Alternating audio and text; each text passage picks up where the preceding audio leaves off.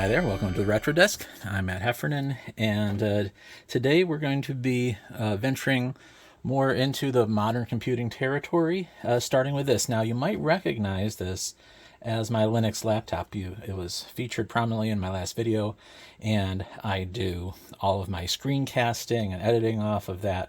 But actually, this is not exactly that one. It's its little twin sister. This used to be my wife's laptop, but it's busted. The display got all banged up, and now it's not in working condition anymore.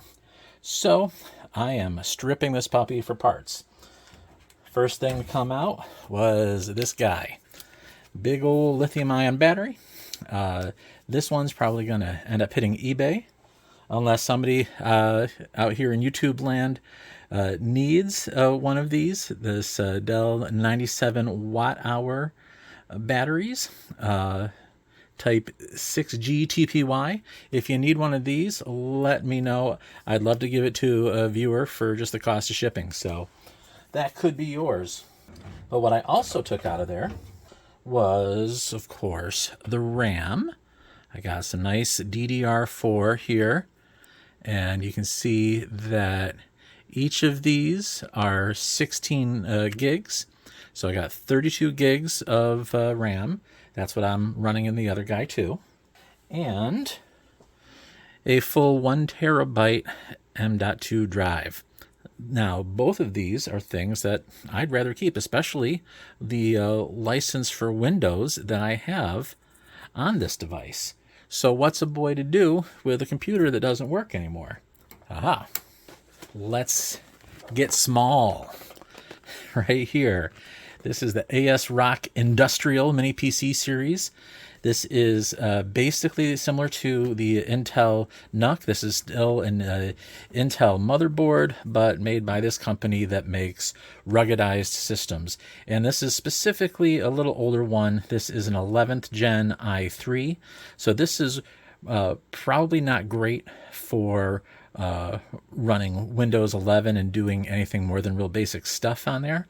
But that's all I would ever want to do with this, is basically just keep this alive and have an alternate machine running Windows where I can run specific software that is not really readily available for Linux or does not have a good option for Linux. And to also just sort of have a little server that can just run whatever on there. And, you know, I could probably get WSL running on there too, so it could do some other more useful things. They call it a NUC, but it's not really a NUC officially, even though it is an Intel motherboard on there. This company, they make a product that's much heavier. I've dealt with a lot of Intel NUCs, and the box for this was just a lot heavier. Yeah, here's the device, and yeah, it feels heavier than a NUC. I think they've got a more ruggedized case on it, but this was a lot less expensive than any NUC. This retailed for just under $200, $199.99, and here it is. Oh, it's got all sorts of plastic on it, so let's get that peeled right off.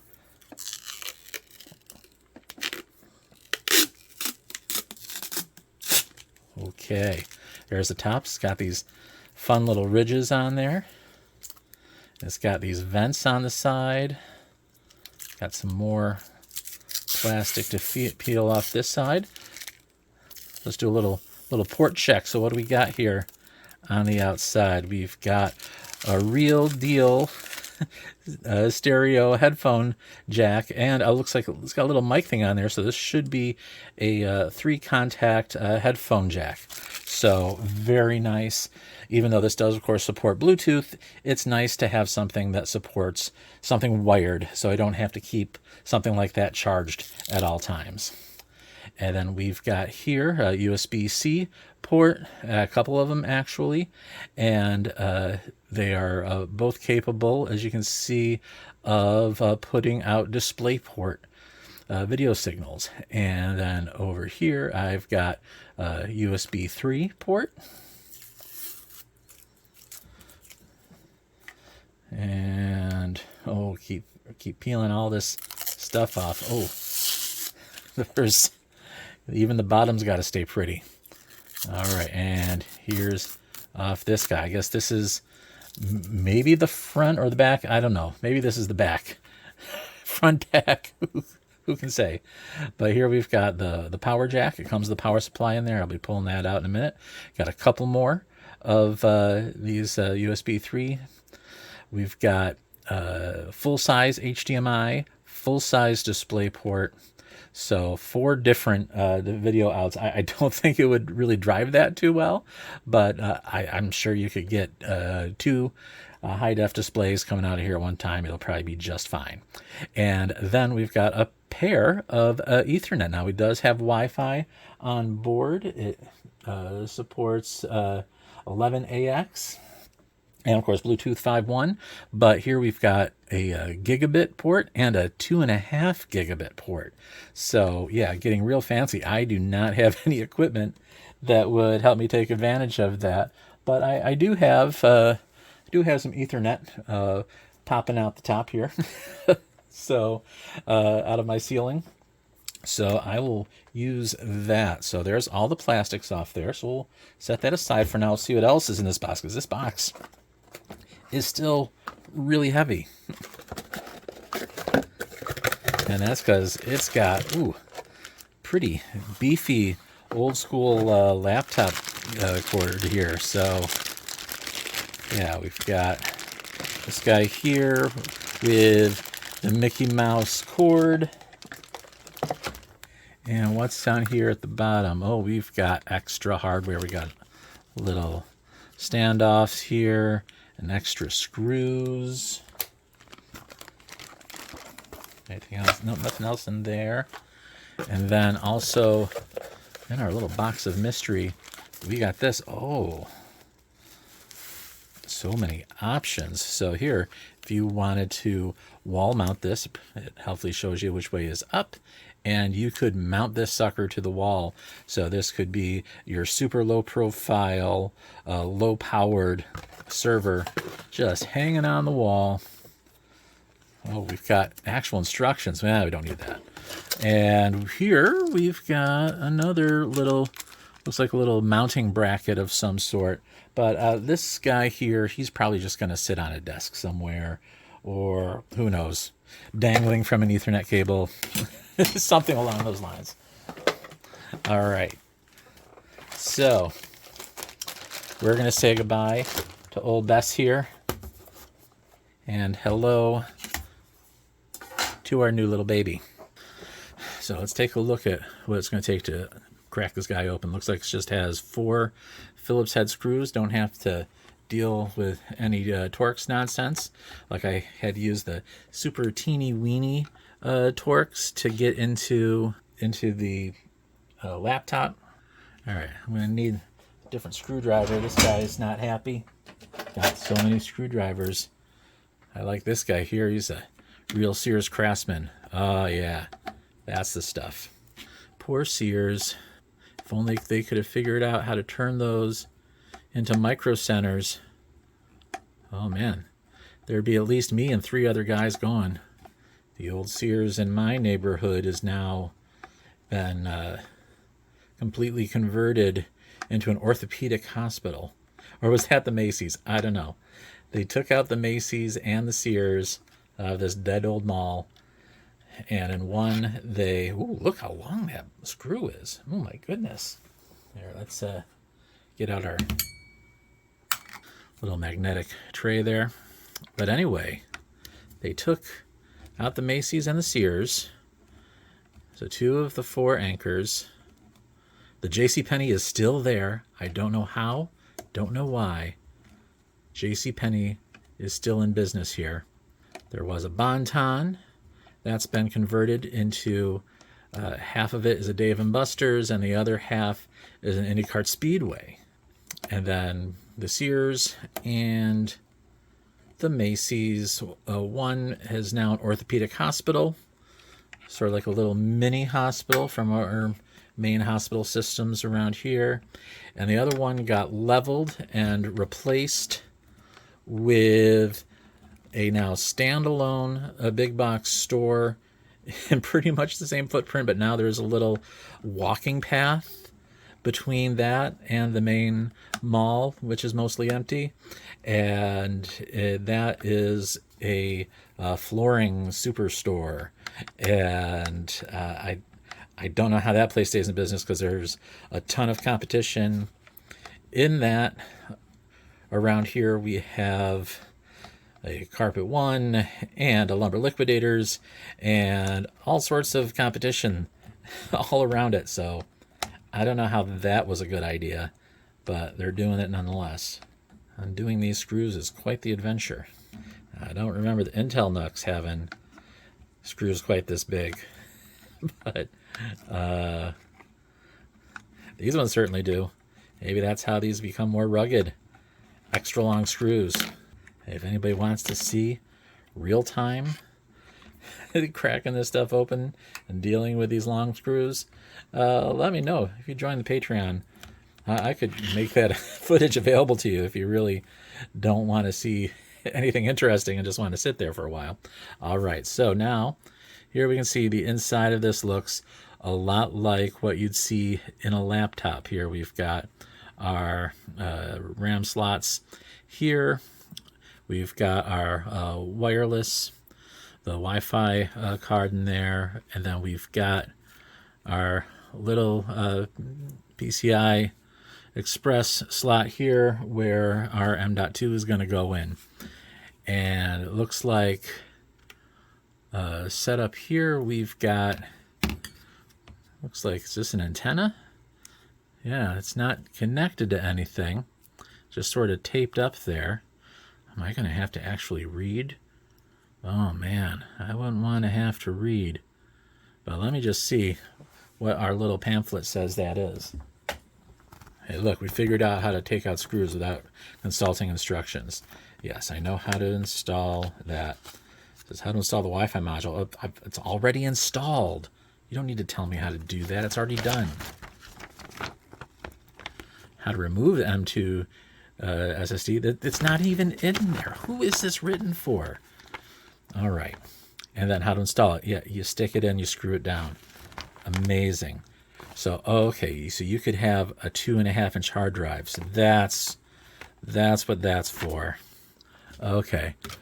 I didn't even think something like that would still be supported, but that's what that is. So I'll leave it taped up in there just in case I ever get a 2.5-inch hard drive that I need to do something with. I know I've got some in some old laptops hanging around, but yeah, so there it goes. You can hook that cable into there, and then the other business end, it goes, oh, there it is. Okay, so right there's the connection for the 2.5-inch SATA drive, but we won't be doing that. Now, looks like a lot of the business end of the machine is under this side. Does this top come off now that I've unscrewed everything?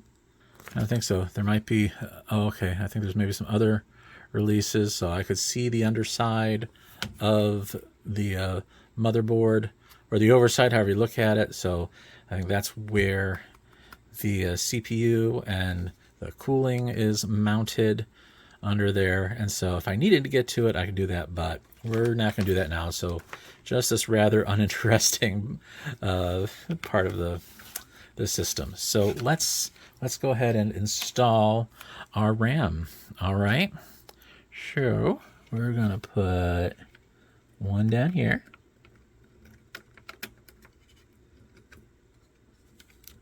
All the way in, and clicky clicky. And then the other. All the way in. Shimmy, shimmy, shake. There we go. And clicking down. There we go. RAM is installed. Tell you, this is real difficult here. All right.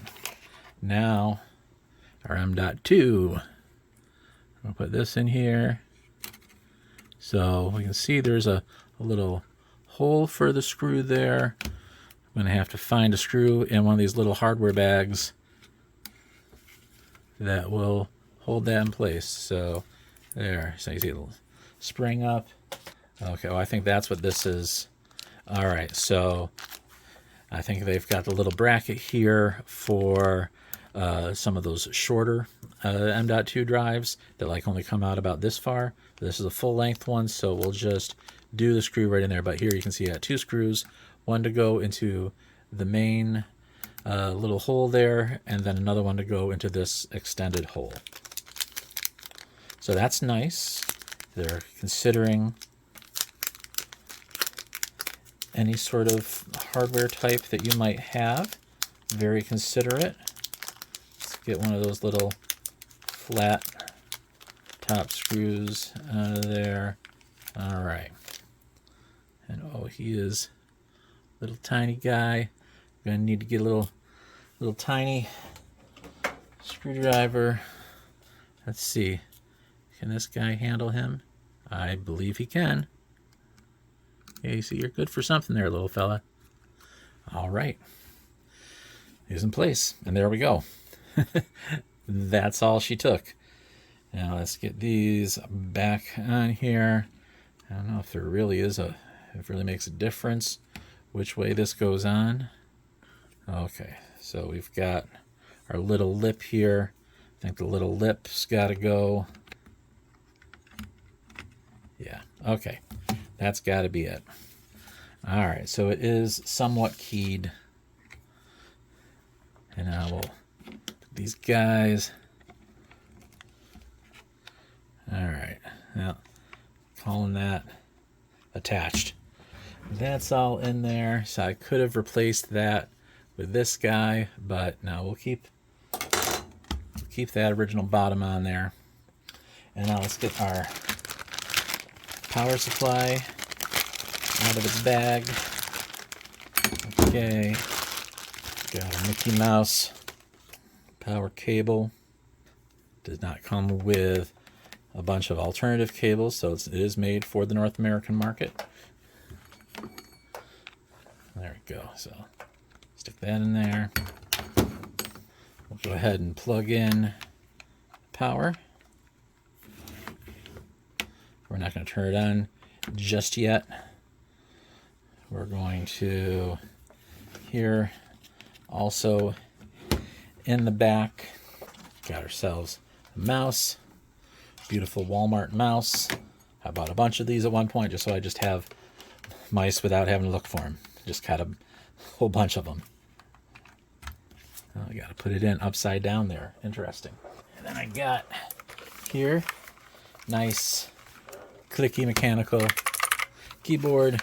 I probably won't use this nice keyboard on here full time, but it's what I got right now. So he's going to go on top of here. And rather than show you getting it hooked up to a monitor, I'm going to hook it up to my video capture. I'm already getting power here to the keyboard. Interesting. Okay. Not to the mouse though. I wouldn't expect it since I'm definitely not.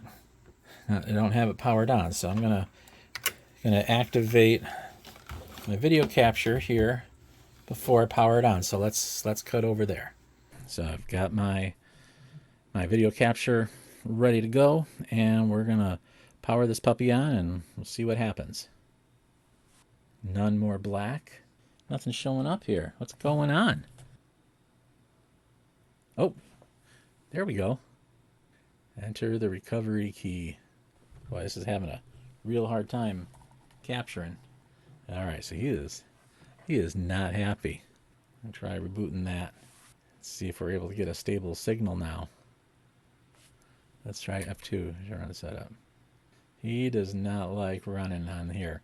So we're gonna try something else. So here we are.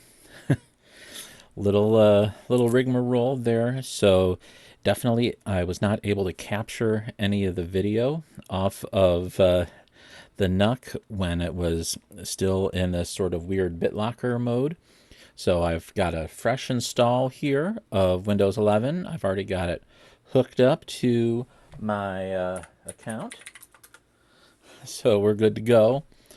And so here, got just bare naked windows, and so now we need to get the benchmark running. So, well, how are we going to do that? Well, let's go ahead and get Windows set up with the tool chain that we're going to need to do that. So first, we're going to use Microsoft Edge.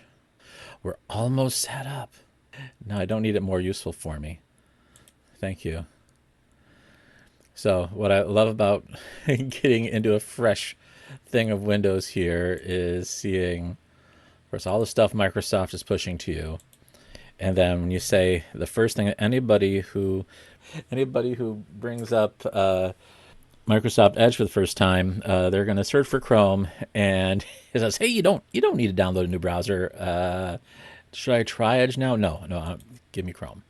I'm going to download Chrome. We're going to get that set up, and yeah, we're going to do the default browser into Chrome. So we'll fix some of these others. So there we go. Now we're just good old Google. So we're going to go to GitHub. Go to my GitHub now. Now you don't have to sign in to GitHub to get at my public repos. So we're just gonna go over here to Multi-Mandelbrot,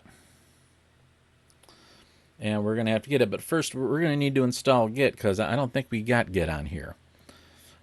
In fact, let's make sure we've got WSL because all right, it's not installed. So we're gonna press the NE key. And here we go. We're getting WSL installed. Now, I can't remember if WSL comes with Git or not, but it will be easy enough to get the Git once the Git is gotten on the WSL. So you could use Sigwin. That's something I've promoted use of before on my channel, especially for building CC65 and other GNU-based tools. But when you have WSL as an option, that's something that I would really recommend if you've got that. That was when I was still running Windows 7 that I was promoting Sigwin. Got a lot of lag here because I'm doing the capture on the third machine rather than directly on the Windows machine because I don't trust it. I don't trust it right now. All right, so that's our WSL settings at. So we can assign all four of the processors. This is just the 11th gen i3, so it is 2 hyper-threaded cores on there. I think I got to reboot to get WSL. Oh, updates are underway. Let's see if we get WSL now. What does Microsoft have to say? Okay. Oh. So is that what you were telling me? I should have just done everything with PowerShell? All right. Well, we can do that. So we're going to run as administrator in the PowerShell. Yeah.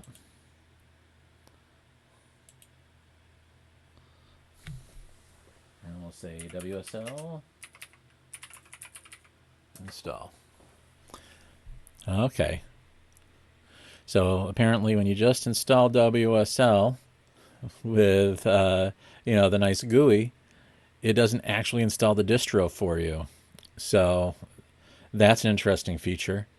And of course, it doesn't turn on the two required operating system features. But apparently here, if you do it all through the PowerShell, you'll be all good. Okay. Hey, look, there we go.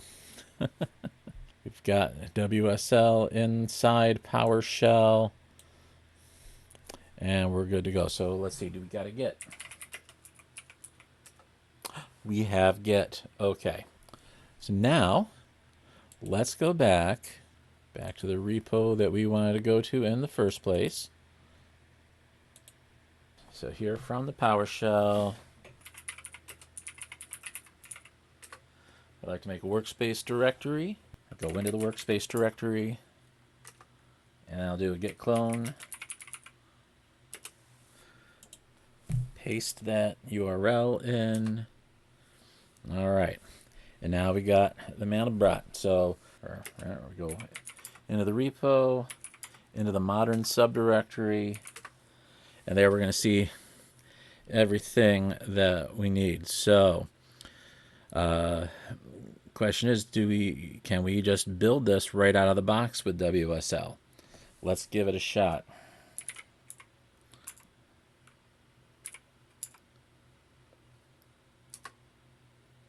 Nope. All right. So we're going to have to install the whole GNU development toolchain. So do a little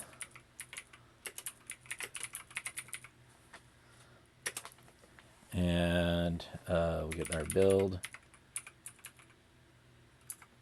essential. Gonna have to do a a git update.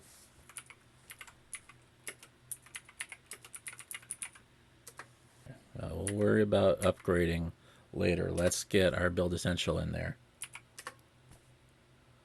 Boy, we're gonna have something useful here real soon. All right, let's try building again. Oh, okay. So we need X11 on there. Let me see if I can remember.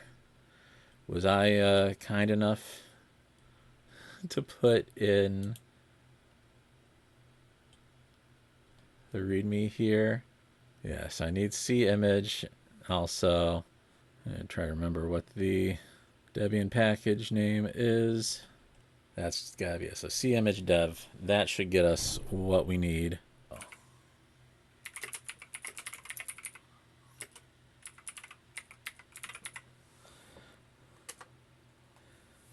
Oh yeah, lots of stuff there.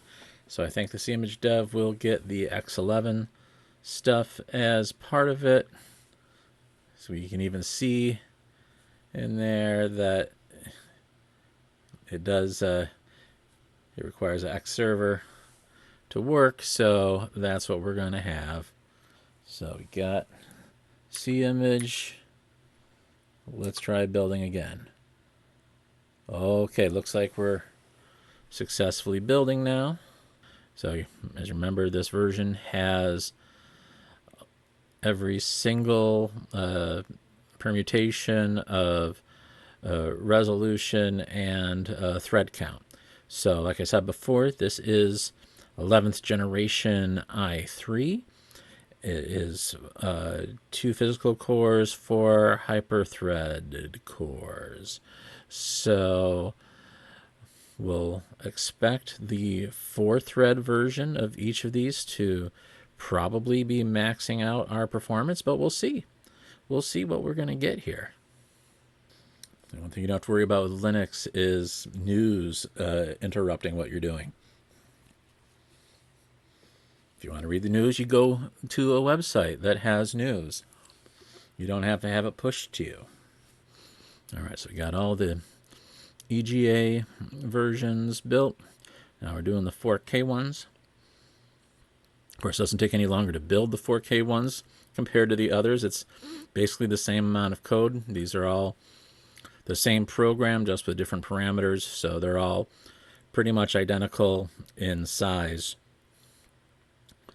It's just a matter of how much actual math they're going to be trying to do, and how much of that math they're going to try to do simultaneously. Now, for the 4K one, I believe I've got more threads. I'm only the guy that wrote this, so I don't remember exactly what's in there. So that's right. Yeah, we got a 16 thread version. I think what did we go up to? 32 or something? Or do we do 128? Maybe I did 128 too. Who knows? I just remember that I think we did 128. I just remember with the 8th Gen i7 that once we got beyond 12, because we had on that, it was 6 physical cores hyper-threaded, so 12 was about where we got. I think we might have had a better time at 16. I don't remember, but basically 12, you're fully executing everything to do this. So there we go. we've got everything run. Let's go ahead and run it. Yeah, so that's right. This does not automatically to a log file, so I'm going to go ahead and do that. So I'm going to do test sh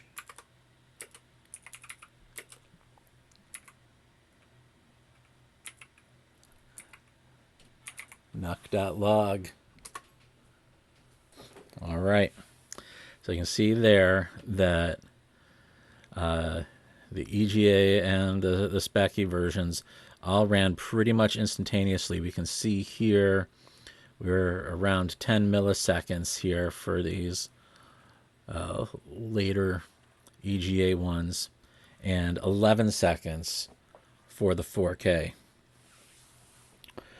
at one thread. So that's the question. Is this going to get us our lowest time at 4 threads like we're predicting? Or will the wonders of Windows 11 and all of the awesome multiprocessing that the WSL provides underneath that give us anything better beyond just the 4 hyper-threaded cores? All right, see, now we're into the 2 threads, and it's cutting it right in half. So that's a pretty good sign. I think we're going to get even more cuts, so we could get it down to cutting it by 75% once we get to 4 threads. We'll take a look. All right, zooming right ahead here at 4 threads. We're definitely looking on track to get around 2 to 3. Looking pretty good. Now let's see if it's 6 thread. Yeah, it looks like we're starting to introduce overhead here with a 6 thread. So we'll just see how the rest of these higher thread counts go. All right, so it looks like we might have broken space-time with the 8th thread. Not sure why we're getting those big counts there. So looks like they'll cancel each other out at least. So we'll see what's going on there. What's interesting here is we're getting at the 16th thread, we're getting a consistently faster time. So it looks like we are actually picking up some efficiencies here with these higher thread counts. So the 24 and 16 looks pretty much the same. It'd be really interesting to see how this averages out. Oh yeah, look at 3.38. That might be the fastest time we've got yet at 24 threads. So yeah, this is some really interesting results here. Yeah, we're getting really consistently fast times here at these higher thread counts.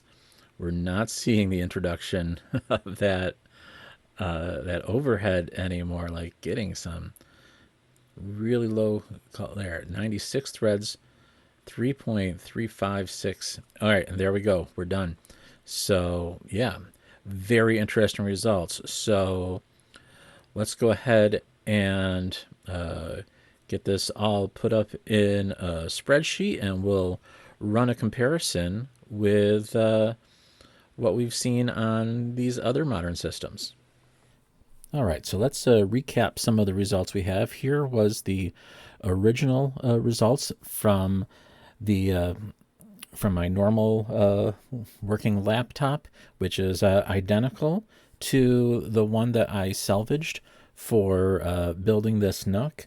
It's got the same amount of memory and the same SSD hard drive, but it's got a 8th gen Core i7 on there, specifically the 8750, which is 6 hyper-threaded cores. And as we see here, it did the Speccy version of the plot in a very short amount of time. The average was just about a millisecond for a single thread, and then getting as low as a half a millisecond per thread. Now, of course, a lot of overhead with that one. So ultimately, we peaked in our pixels per second on that one at 8 threads with 1.385 million pixels per second. So pretty fast. Then here in the middle, our little amuse-bouche of the Raspberry Pi 400. Definitely a lot slower. It took on average 4 milliseconds for a single core, and it seemed to go fastest at 6 cores, although this is a 4-core ARM-based machine. And so we got that still at almost 2 milliseconds there, because this is a fairly slow version of the ARM. And now this new one, even though this is 11th generation instead of 8th generation, 3 generations later, but we're talking low-end Core i3, the 1115 G4. And what we can see here is that, yeah, our average is actually quite a bit slower than than the 8th gen here. So instead of like 1 millisecond, it's like 2.4. And so yeah, it seems a bit closer to the Raspberry Pi than to the i7. So yeah, so we saw here also, now to look at the performance curve here, was also different is that we clearly peaked at 4 cores here and then got diminishing returns for the Speccy. Compared to the i7, we did not get diminishing returns until after 8. So we had this little weird step. But again, this is kind of a weird thing. Like the Raspberry Pi had a similar thing where it peaks at 6 and has a weird step and then gets diminishing returns. So we're of course we're dealing with different versions of Linux in each of these cases, and of course different architectures. So anyway, it's kind of a weird one to look at. So going back to here, the EGA one, our mid-range on the i7, we were able to get that done on 1 core at about 12.8 milliseconds, and then increasing our threads, as we saw here, going up and up all the way up to 12 threads. It kept improving the performance. So we probably could have maxed our performance with even more than 12 threads. It's hard to say because we only have 12 hyper-threaded cores here, 6 cores hyper-threaded. So maybe it would improve. It's hard to say. Then here for the Raspberry Pi, but with the EGA, we actually have diminishing returns after 4, although it seems to recover a bit. We're definitely hitting a steady state there. Even with the 2 cores, it was about the same performance. So then with the NUC, we can see the diminishing returns don't really happen until 8. So like going or past 8, because here it still creeps up a bit past 4. So we do have we have got 2 hyper-threaded cores, and so we would think that 4 would sort of be the max, but it seems we actually get a bit more out of this architecture by throwing more threads at it, which is an interesting wrinkle, I think, for this architecture. So that's I think part of the more advanced architecture, and also a later version of the Linux kernel that's running in here, that it's a bit more efficient than running an older version of Linux kernel on an older but faster architecture. So very, very interesting there. And now finally the 4K plot, if we'll recall, here for the i7, we were able to get, we're peaking out here at like 2.7, 2.8, depending on how it went, like around 2.8 million pixels per second. And we can see here our performance graph, since we do a lot more threads there, we can see that it just kind of, at once we hit 12 there, which is our number of logical hardware threads, it does just kind of wobble around there. Although our peak performance is a bit further out, but then by the time we went from like 96 to 128, we see some diminishing returns there. Now, for the Raspberry Pi, so obviously a lot slower there, and we are hitting that curve is stopping right at 4 cores, and yeah, a lot smaller. So you can see here we're up in the 1.2 million range, where we're hitting our steady state, compared to the 2.8 range. So yeah, a much slower there. But again, it really, with the Raspberry Pi, it doesn't seem to really matter beyond 8 threads how much you throw at it. We don't even see diminishing returns, which is, I think, pretty interesting. But now for the NUC, this is a really strange curve, and I'd really like to understand why we're seeing this with the i3, the 11th gen i3. Is that here, as expected, we see a steady climb up to the 4 logical threads across the 2 physical cores, and then rapidly diminishing returns over 6 and 8 threads. But then it recovers and actually gets better as we go on here. So it seems like this architecture, it just really wants to have lots of threads and add it. So even though it really can only simultaneously run 4 threads across these 2 cores, it really does a good job with multiprocessing. And so yeah, we can see up here, we get into this 2.39, 2.43. Is that where we, yeah, it seems like it keeps going up and up. So that, yeah, even at 128 threads, that's when we hit our maximum efficiency, which was, of course, very different. We saw diminishing returns with the i7 by then.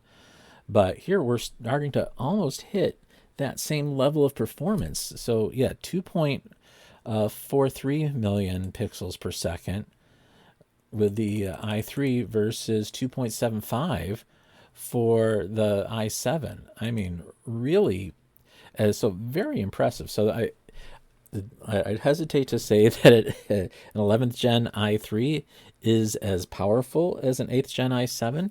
I mean, it's clearly not, especially when you consider the number of cores you have. But the reality is, if you have a large and diverse workload to give to it, it's going to perform pretty well. And it's also going to be a lot more energy efficient too. So that's another thing to really consider, is when you want to have sort of a lower power system like a NUC, yeah, try to right size what you're doing there, and that maybe an i3 is going to get you what you need. If you don't need a ton of immediate speed there, it's going to do pretty good. But I think also when we see like sort of that bursty speed, another interesting thing is look at here for these low thread counts.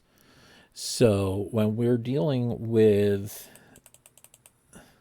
a single thread on the 8th gen i7, it takes 21 seconds to generate that 4K plot. Only takes 11 seconds, right?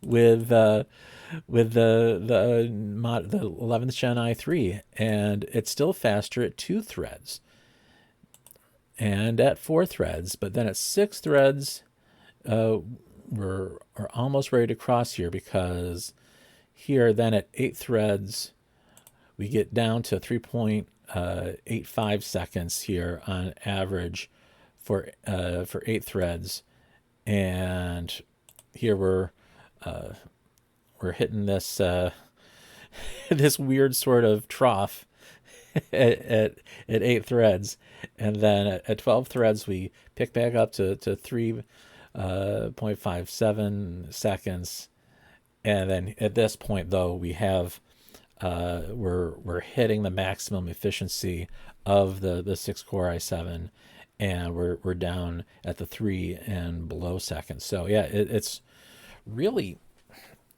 it's kind of strange that you have this little gully here, because it is like significantly faster than that i7 at the 2 threads. So it seems like you want to be able to either have a small number of high intensity threads, or spread a very large number of threads spread out, and not just depending on the hyperthreading here. I think this is a real indictment of a mere 2-core hyperthreading implementation here. I don't know how else to look at it. So, but yeah, if anybody knows a bit more about the details of this architecture and why we would see a curve like this, yeah, please let me know down in the comments. So yeah, I think that's all we're gonna look at for today. So if there's another sort of semi-modern machine, whether it's ARM or x86, or it maybe even another architecture that is, you know, supposed to be competing for commodity modern computing, let me know too what you think a good example would be for all that. Well, for now, I'm going to thank you for watching this video.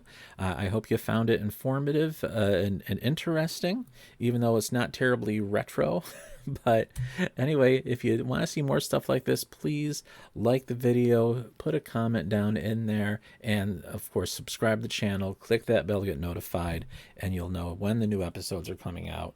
And most episodes, of course, will be a bit more retro or small scale computing in flavor, but sometimes it's interesting just to kind of give us some perspective on what we're dealing with these days. Of course, if you really want to support us here, become a member by clicking that join button, or become a patron on Patreon like the folks you see here. All of these members and patrons get to see all of my videos ad-free before the general public. And if you want to do that too, come join the ranks and have some fun with us. All right, I'll see you again real soon. Bye-bye.